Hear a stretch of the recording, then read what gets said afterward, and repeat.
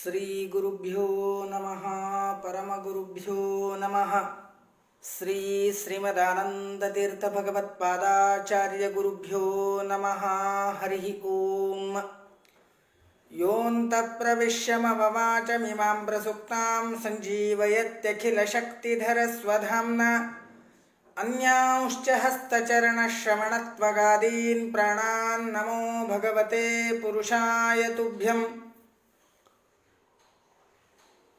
अशेषवाग्जाड्यमलापहन्त्री नवं नवं स्पष्टसुवाक्प्रदायिनी ममेह जिह्वाग्रसुरङ्गनर्तकी भवत्प्रसन्नां वदने च मे श्रीः अस्मद्गुरुसमारम्भां टीकाकृत्पादमध्यगां श्रीमदाचार्यपर्यन्तां वन्दे गुरुपरम्पराम् सत्यप्रमोदसञ्जातं विद्वत्कुमुदबान्धवं हितोपदेशकर्तारं सत्यात्मानं गुरुं भजे आपादमूलिपर्यन्तं गुरूणाम् आकृतिं स्मरेत् तेन विघ्नाः प्रणश्यन्ते सिद्ध्यन्ति च मनोरथाः श्रीगुरुभ्यो नमः हरिः ओम श्रुत्वा हनुमतो वाक्यं यथावद् अभिभाषितं रामप्रीतिसमायुक्तो वाक्यमुत्तरमब्रवीत् स्वस्त्यस्तु सताम् अशेषसन्मङ्गलानि भवन्तु श्लोकैकश्रवणपठनमात्रेण कथा वक्तुश्च श्रोतॄणां निखिलकलिकृतकल्मलशापनूतनपटोत्तरे मोक्षाद्यखिलपुरुषार्थसाधनीभूते वाल्मीकि रामायणे यत्किंचित् पूर्वोक्तकथा प्रमेयानुवादः श्री गुरुभ्यो नमः हरिः ओम हरिः ओम हरिः ओम।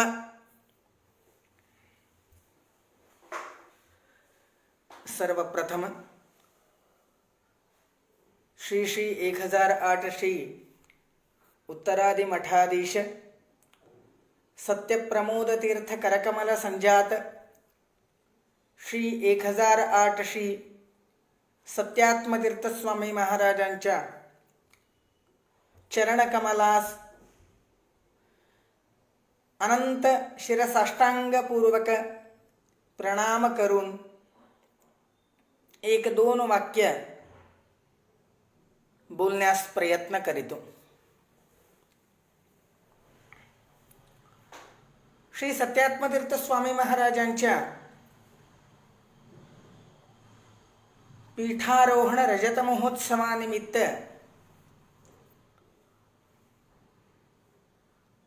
श्री वाल्मीकि रामायण सत्संग मालिका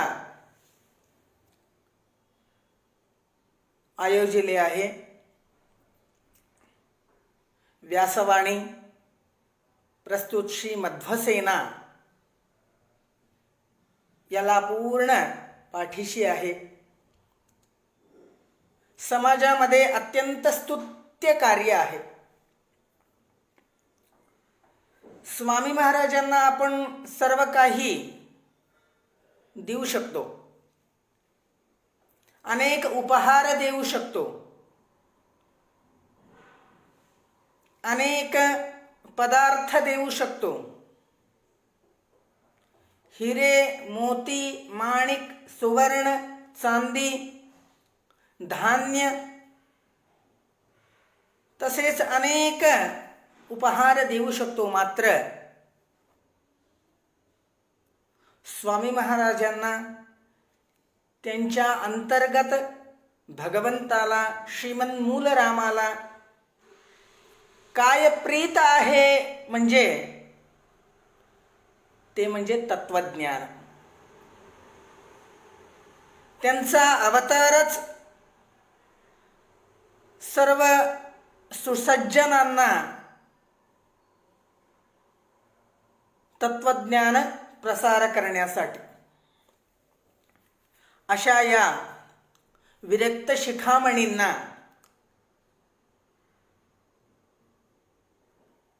आपण अल्पज्ञ मानव काय देऊ शकत आहे, तर काही नाही। त्यासाठी त्यांना जे अत्यंत प्रीत्यास्पद वस्तू आहे ते म्हणजे ज्ञान। त्या ज्ञानाचा, त्या तत्वज्ञानाचा त्या प्रमेयाचा आपण समाजासाठी त्या गुरूंच्या अनुग्रहाने देऊ शकतो. श्रीमद वाल्मिकी रामायण अत्यंत श्रेष्ठ असे ग्रंथ. शास्त्र सांगते की रामायण नुसते 1000 श्लोक, 15,000 श्लोक, 50,000 श्लोक नाही तर शतकोटी विस्तीर्ण असे रामायण आहे. अशा या रामायणातील वाल्या कोळीने रचलेले श्रीमद वाल्मिकी रामायण. या वाल्मिकी रामायणातील युद्धकांड माझे दायित्व आहे. यामागे अनेक विद्वानांनी खूप सुंदररित्या श्रीमद वाल्मिकी रामायणाचे विचार प्रस्तुत केले आहेत. त्यामध्ये माझेही एक सेवा असो या भावनेने मला युद्धकांड सोपवले आहे. ते मी माझ्या आचार्यांच्या स्वरूपोद्धारक कुलगुरूंच्या अनुग्रहाने आपणासमोर मांडायला प्रयत्न करीतो. श्रुत्वा हनुमतो वाक्यं यथावत् अभिभाषितं रामप्रीति समायुक्तो वाक्यमुत्तरमब्रवीत्. मागील भागामध्ये सुंदरकांडामध्ये अत्यंत महत्त्वाचे काम, महत्त्वाचे कार्य हनुमंताने, मारुतीने पूर्णप्रमाणे प्रभू रामचंद्राच्या अनुग्रहाने पार पाडले. ते त्याचे दायित्व बघून, त्याचे कार्य पाहून श्रीरामचंद्राला खूप सुंदर असे त्याच्यावर प्रीती निर्माण झाली. त्याच्यावर ते संतुष्ट झाले. प्रभू रामचंद्र सांगतो की देव दानव यक्षाणां गंधर्वो रगरक्षसां अप्रधृष्यां पुरीं लंकां रावणेन सुरक्षितां प्रविष्टः सत्त्वमाश्रित्य जीवन को नाम निष्क्रमेत्.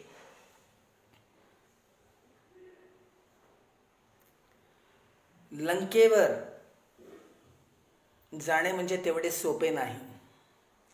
लंका सोडा, हे विस्तीर्ण असे विशाल बाहू पसरलेला हा समुद्र उल्लंघन करणे म्हणजे काही सोपी गोष्ट नाही.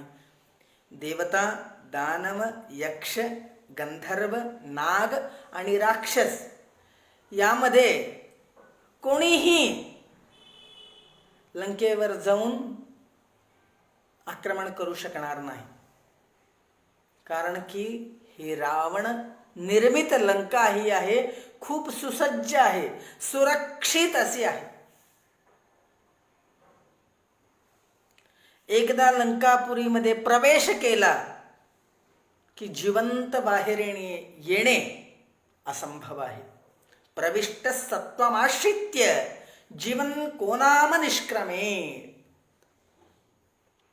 लंकेचे, त्या रावणाचे पराक्रम इथे दाखवून देतात. त्यानंतर कोविशेत सुदराधर्षां राक्षसैव सुरक्षितां को वीर्य बलसंपन्नो न समस्यात् हनुमतः. मारुतीच्या समान बल आणि पराक्रम कोणासही नाही.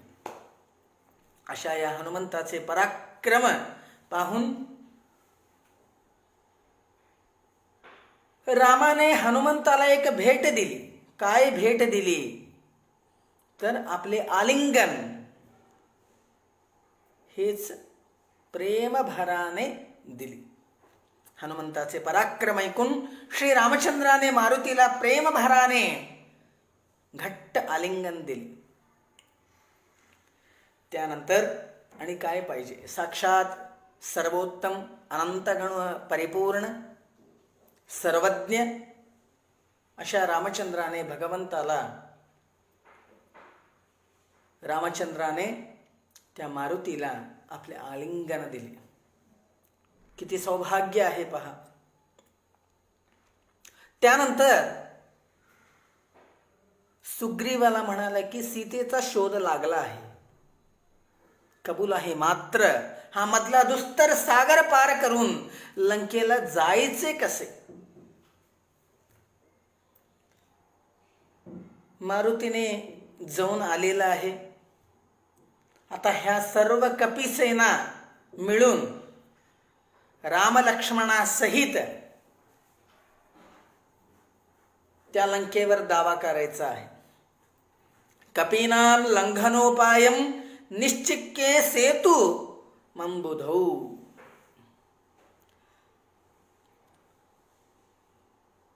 काय करायचे? तर त्यानंतर भगवंत प्रभू श्रीरामचंद्र सर्व कपिसैन्य घेऊन समुद्र पार करण्यासाठी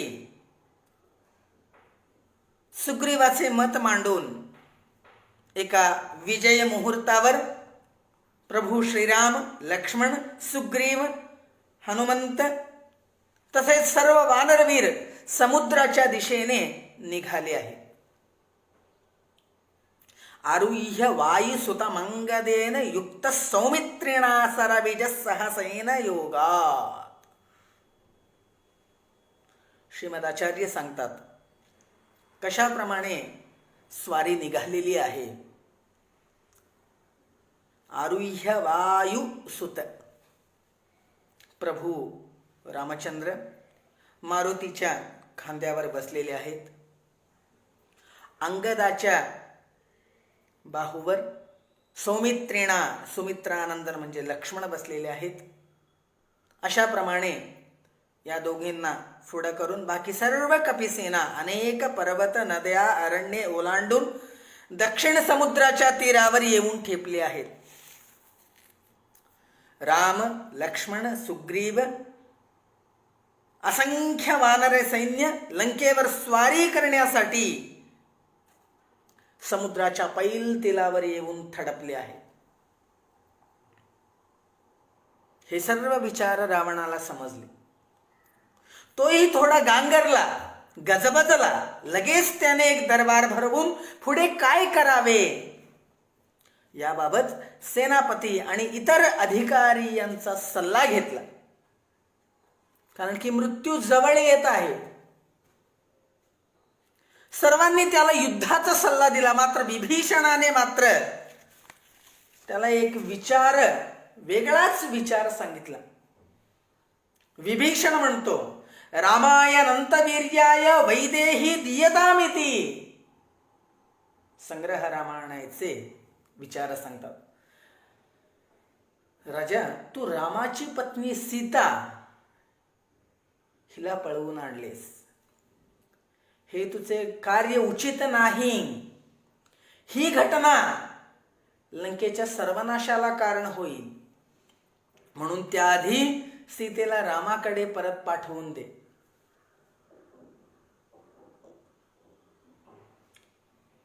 तुला क्षेम होईल, तुझे श्रेयस होईल, तुला बरे होईल, लंका स्थिर राहील. अशाप्रमाणे विभीषणाने काही सुविचार रावणासमोर मांडले. पण विभीषणाचा सुविचार रावणाला रुचला नाही, पचला नाही आणि पटलाही नाही. त्याने एकच विचार केला, रामाशी युद्ध करण्याचा. भरसभेत मी रामाशी युद्ध करीन असा निर्णय घेतला. त्यावेळी रावणाचे काही उद्धट विचार उठून दिसतात. कैश्वर को विजयमां विना जगदीश्वरम बलिशो प्रोच्यते किम्नो इत्युचै रावणो ब्रवीत. रावण म्हणतो भरसभेत, ईश्वर कोण आहे, कोणते विजय? अल्पज्ञ मात्र असे म्हणतात की माझ्या विना दुसरा जगदीश्वर आहे. याचा अर्थ मीच विजय आहे, मीच ईश्वर आहे, मीच जगदीश्वर आहे आणि मीच परमेश्वर आहे. रावणाचे उद्धट विचार इथे स्पष्ट दिसून येतात. लोकपालान सलोकांस्तम इंद्रादीन जितवान ननु रामकिल भयस्थानम मानवस्तापसस्तव. रावणाचे काही चमचेही तेथे असतात. रावणाचे काही मंत्रिमंडळ बुद्धिभ्रष्ट झालेले होते. तेही म्हणतात, महाराज तुम्ही सकल लोक तसेच लोकपालांना जिंकलेले महावीर आहात. अशा तुम्हाला मनुष्य वनवासी अशा रामापासून काय भय आहे? वानरा किम नराहारान स्मान कार्य फलाशिनः कथंचित जीवता यातम कतिनाथेन भूयसा. कथंचित जीविता यातम कपिनाथेन भूयसा. नरभक्षक असे असणाऱ्या आम्हाला हे कंदमूल खाणारे हे वानर काय करू शकतील? याच्या आधी एक वानर आलेला बलिष्ठ, कसा तरी आमच्या तावडीतून तो पार पडलेला आहे. मारुतीला म्हटलेला आहे, तो गेला म्हणून तुम्ही वाचला, नाहीतर कधीचा भस्म झाला असता. अशाप्रमाणे रावणाच्या भरसभेत अनेक राजे महाराजे त्यांची स्तुती केली. तेव्हा पुन्हा विभीषण त्याची समजूत काढून सांगतो की राजा तू केलेले बरे नाहीस. मंत्रिमंडळ कसे असावे? तर राजाचे आणि राज्याचे हितैषी असावेत. विनीतान नीतिसंपन्नान धर्माधर्म विचक्षणान पूर्व परज्ञान पुरुषान मंत्रेण प्रतिमंत्रये.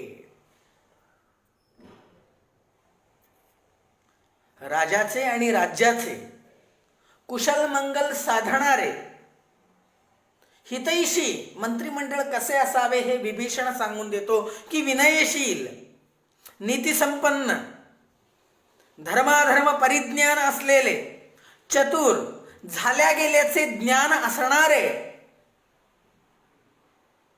अशाप्रमाणे जे मंत्री आहेत, अशा असणाऱ्या मंत्रीपाशी मंत्रालोचन करणे योग्य ठरते. तर या मंत्रिमंडळात कोणी एक असा नाही यासाठी तू त्याचे वाक्य ऐकू नकोस. रावणा, मी जे सांगतो ते ऐक. विभीषण अंतःकरणपूर्वक बोलत आहे.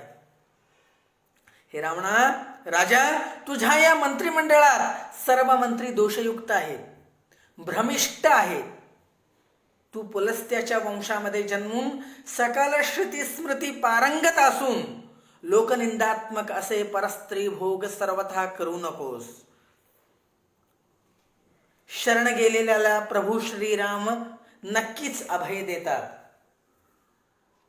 प्रभू श्री रामचंद्रावरचे वैर पासता सीतेला रामाकडे पाठवून दे. अधर्माचा साथ सोडून दे. ते तुझ्या सर्वनाशास कारण ठरेल. पुन्हा एकदा हात जोडून सांगतो, न भयाम न च कार्पण्यान मोहान न च दंभतः मयेदम मुदितम राजस्तव तथ्यम शृणोषि चेत. विभीषण सांगतो, मी हे काही तुझ्या बरोबर बोलत आहे ते तुझ्या मी भयाने नाही, तुझ्यावर असलेले द्वेषाने नाही, मोहाने नाही आणि डांभिकपणाने नाही, तर माझ्या अंतःकरणपूर्वक मनातून बोलत आहे. माझे हे बोलणे ऐकल्यास तुला नक्की हित होईल. अशाप्रमाणे अनेक समजूत काढतो विभीषणाने. मात्र रावण त्याचे एक ऐकत नाही. शेवटी त्याचाच अपमान केला. त्यावर विभीषण म्हणतो की तू माझ्यापेक्षाही श्रेष्ठ, या कारणाने गप्प सहन केलो आहे. आता मी गप्प राहणार नाही, चाललो मी, असे म्हणून राजदरबाराला विदा केलेला आहे विभीषण. काही क्षणात श्रीरामचंद्रापाशी येऊन पोचलेला आहे आणि रामासमोर येऊन म्हणत आहे की शरणम अशरणो व्रजामि रामम शरणमहं करुणाकरम मुकुंदम. भवाग्नीमध्ये तप्त आणि व्यापक असे भक्ती रसामृतामध्ये मग्न झालेल्या जनांगाचे रक्षण करणारा करुणाकर मुक्तिदायक अशा श्रीरामास मी शरण आलो आहे. श्रीरामचंद्राला, प्रभू रामाला नमस्कार करून सांगतो की लंका, मित्र आणि संपत्ती या सर्वांचा त्याग करून मी तुझ्याकडे आलो आहे. आता माझे भवितव्य तुझ्यावर अवलंबून आहे. असे म्हटल्यावर काही वानरवीर त्या विभीषणाला बघून आपापल्यात कुजबुजतात. त्याने विभीषणाला स्वीकार केले नाहीत, कारण तो शत्रुपक्षातील आहे. ब्रह्मपुत्र जांबुवंत, सूर्यपुत्र सुग्रीव, सेनापती नील, मैंदवी इत्यादी अनेक वीर प्रभू रामचंद्रापाशी एकच सांगतात की हा शत्रुपक्षातून आलेला आहे, हा त्यांचा गूढचारी आहे, यासाठी याला स्वीकारू नये, याचा तिरस्कार करावा. हा आपल्या पक्षामध्ये अनर्ह आहे. त्यावरही हा रावणाचा, तुमच्या शत्रूचा भाऊ आहे. असे अनेक वीरांचे एक एक मत ऐकून प्रभू श्रीरामचंद्र काही एक बोलत नाही. प्रभू श्रीराम हनुमंताकडे पाहतो.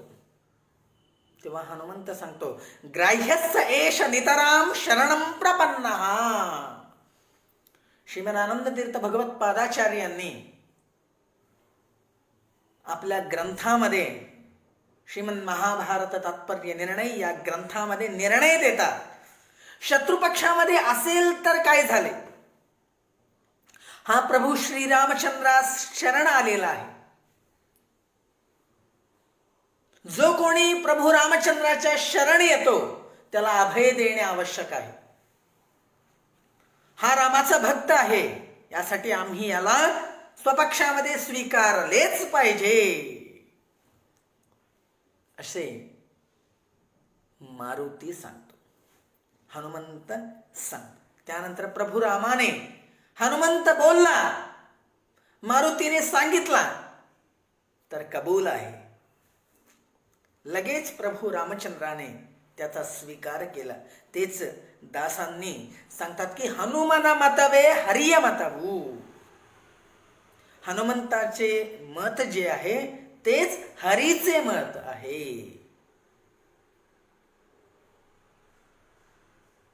त्यानंतर विभीषणाचे मनोगत व सच्चेपणा लक्षात घेऊन प्रभू रामचंद्राने त्याला सांगितले की मी रावणाचा वध करून लंकेचे राज्य तुला सोपवितो. एवढे बोलून प्रभू रामचंद्र तेथेच थांबला नाही. लक्ष्मणाकडून समुद्राचे पाणी तिथल्या तिथे आणून त्याला अभिषेक करून, तसेच कल्पापर्यंत राक्षसाधिपत्य, आयुष्य आणि स्वलोक प्राप्तीही करून दिलेली आहे. याचा अर्थ संपूर्ण अनुग्रह केला आहे. त्यानंतर प्रभू रामचंद्राने 3 रात्री समुद्रतीरी दर्भशयन करून समुद्राने आपल्याला मार्ग द्यावा म्हणून त्याची आराधना केली आहे.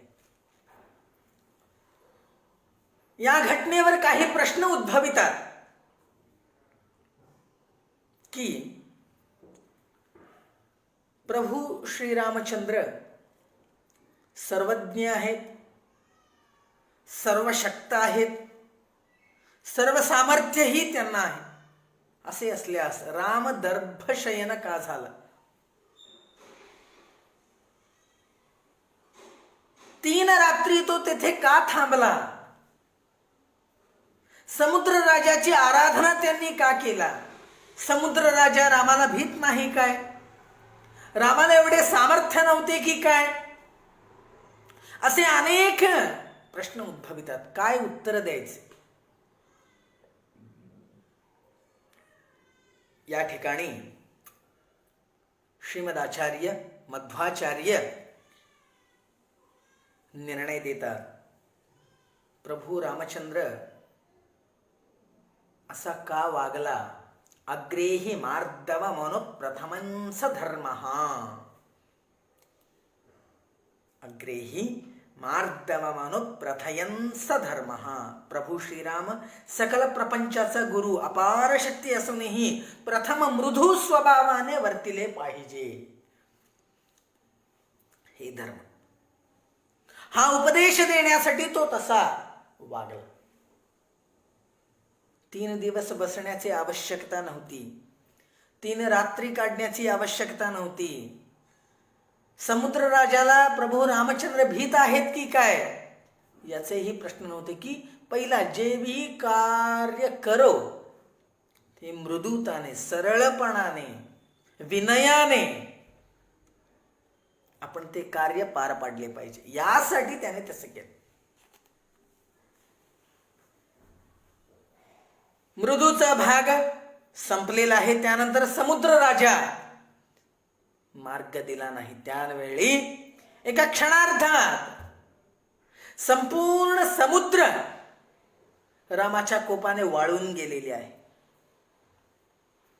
त्यावेळी समुद्र राजा घाबरला आणि एक कष्टित पुरुष रूप घेऊन तो रामाला शरण गेलेला आहे आणि म्हणाला, प्रभू मला क्षमा कर. प्रभू, तुम्ही नल नामक वानराकडून माझ्यावर सेतू बांधून घे, तो मी धारण करीन व तुला ससैन्य लंकेत जाऊ दे. तज्जम नलम हरिवरानपरांश्च सेतुम. श्रीमदाचार्य निर्णय देतात, या नल या वानराकडूनच सेतूचे कार्य का सोपवले गेले? तर कारण आहे, देवशिल्पी असलेल्या विश्वकर्माचा अवतार असलेला हा नल वानर याच्या नेतृत्वाखाली सेतू निर्माण करायचे होते. विश्वकर्मा कोण? देवशिल्पी. तर प्रभू श्रीरामचंद्र सर्वोत्तम देवादिदेव आहे, तर त्यांचे काम तेच लोक करावे. तर विश्वकर्माचा अवतार असलेला नल हा वानर, त्याच्या नेतृत्वाखाली सेतू निर्माण करण्याची आज्ञा दिलेली आहे.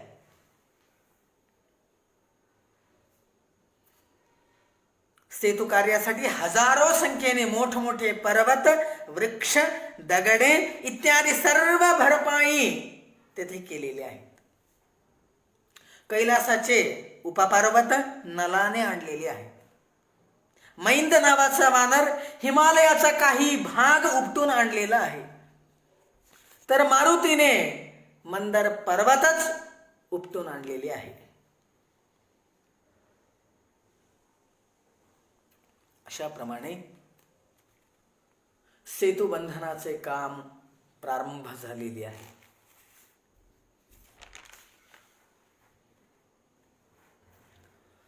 सेतू बंधन त्याचे प्रमाण काय आहे?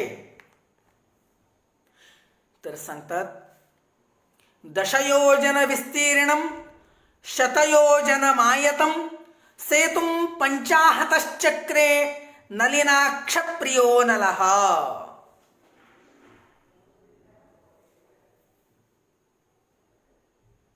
सेतू 10 योजन आडवे तर 100 योजन लांब असे असून एकूण 5 दिवसात नल आणि इतर अनेक प्रमुख वानराने प्रभू रामचंद्राच्या आज्ञेने 5 दिवसात पूर्ण केलेले आहे. पहिल्या दिवशी 14 योजन, दुसऱ्या दिवशी 20 योजन काम पूर्ण झालेले आहे, तिसऱ्या दिवशी 21 योजन, चौथ्या दिवशी 22 योजन, तर 5व्या दिवशी 23 योजन, असे एकूण 5 दिवसामध्येच सेतुबंधन कार्य पूर्ण केलेले आहे. वाल्मिकी रामायणामध्ये याचे स्पष्ट विवरण दिलेले आहे.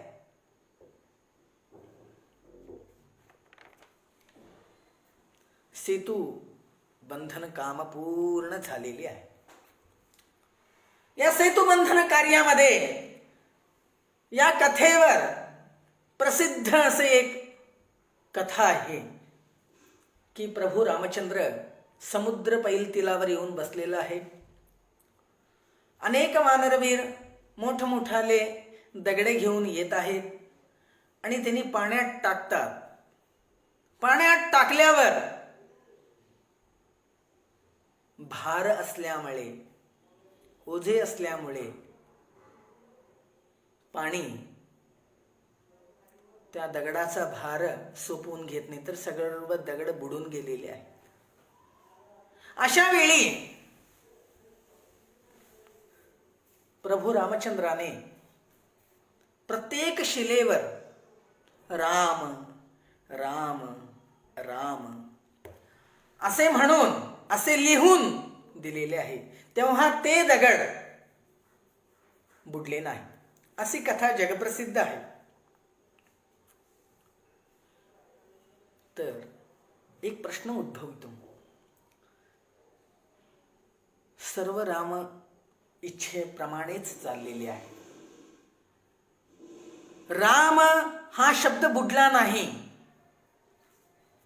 सर्व वानर प्रत्येक शिलेवर, प्रत्येक दगडावर राम राम राम म्हणून लिहून टाकले असता ते सर्व वानरवीर त्याच रामनामावर तुडवून गेले असतील, तर प्रभू रामचंद्राचे नाव पायाखाली आले तर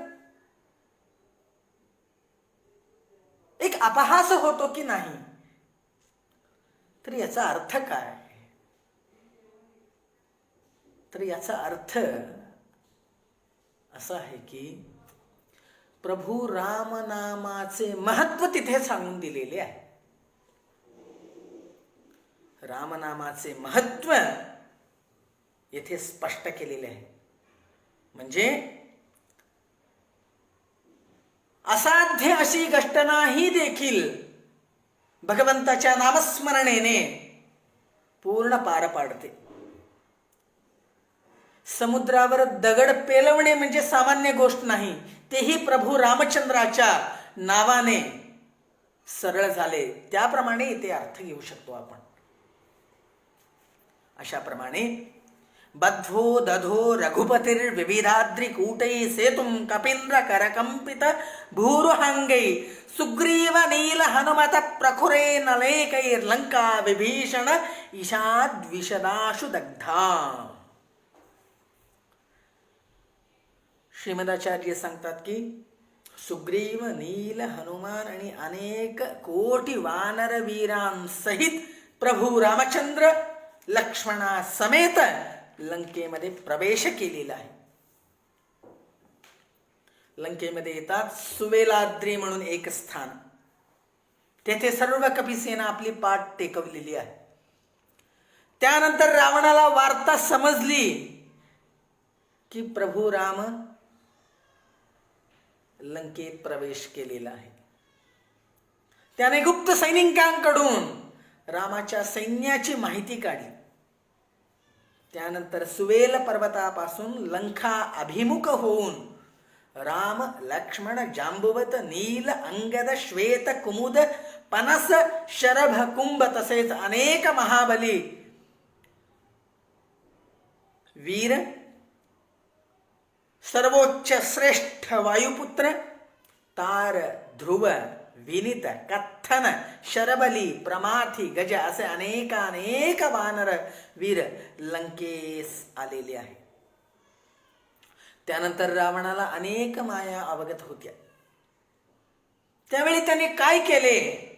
सीताचे मन जिंकण्यासाठी रामाचे हुबेहूब शिर आणि धनुष्य तयार केले व ते घेऊन तो अशोक वनाकडे आला आणि सीतेला म्हणाला, हा बघ माझा पराक्रम.